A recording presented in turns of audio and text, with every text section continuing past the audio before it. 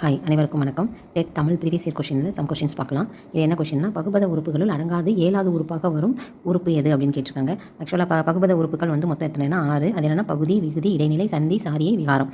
So அப்போ இது 3மே இல்லை. அப்போ எழுத்து பேர் இந்த 6லேயும் அடங்காமல் தனியாக வர்றது தான் எழுத்து பேர்.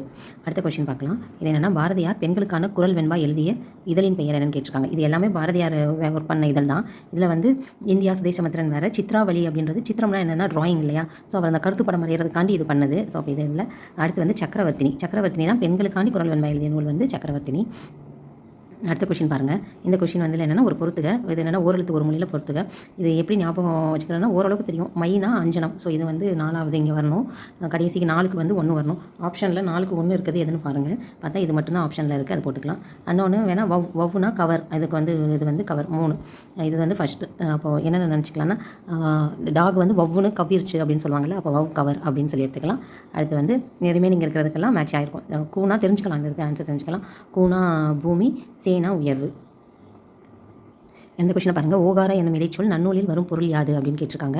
இது வந்து ஒரு நெட்லேருந்து தான் ஒரு கண்டென்ட் எடுத்திருக்கேன். இது நெட்டில் எடுத்த ஒரு டேட்டா.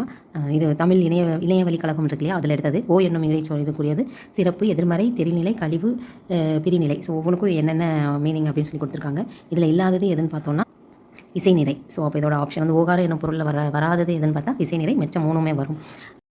இந்த கொஷின் பாருங்கள். கிழவனும் கடலும் என்ற நூலின் ஆசிரியர் யாருன்னு கேட்டிருக்காங்க. இந்த நூலின் ஆசிரியர் யாருன்னா எர்னஸ்ட் ஹெமிங்வே. எப்படின்னா அந்த ஹமிங்வே அப்படின்னு ஹமிங்னு ஒரு பேர்டு இருக்கும். ஸோ அந்த பேர்டு வந்து கடலில் இருக்கும். கிழவன் கடல் அப்படின்னு ஞாபகம் வச்சுக்கலாம். இந்த கொஷின் பாருங்கள். கோவை பழமூக்கும் பாசிமணி கண்ணும் என்ற வரியில் இடம்பெற்ற படிமம் என்னன்னு கேட்டிருக்காங்க. இந்த 4 வகை படிமம் இருக்கும். இந்த படிமத்தில் வந்து மெய்னா என்னென்னா வடிவத்துக்கு ஒப்பிட்டு சொல்லியிருந்தாங்கன்னா அது மெய் படிமம். பயன்னா அதோட பயன்பாடு இருக்கிற மாதிரி. மலை போல கை கொடுத்தான், உதவி செஞ்சான். ஸோ மலை எப்படி இது பண்ணால் அது மாதிரி பயன் வடிவம். வினைனா ஒரு செயல் வச்சு சொல்கிறது. புளியை போல பாய்ந்தான் அப்படின்னு சொல்கிறது வினை. உருனா நம்ம உருவம் நினச்சிக்கூடாது. இது என்னென்னா நிறம் மாதிரி இளம் பச்சை, தளிர் மேனி அப்படின்னு சொல்லுவாங்க இல்லையா. ஸோ உருனா நிறம். இப்போ இதில் என்ன கொடுத்துருக்காங்கன்னா கோவை பழ மூக்கும் பாசிமணி கண்ணும். இதில் வந்து எந்த இடம்பெற்றுள்ள படிமம் என்னன்னு கேட்டிருக்காங்க.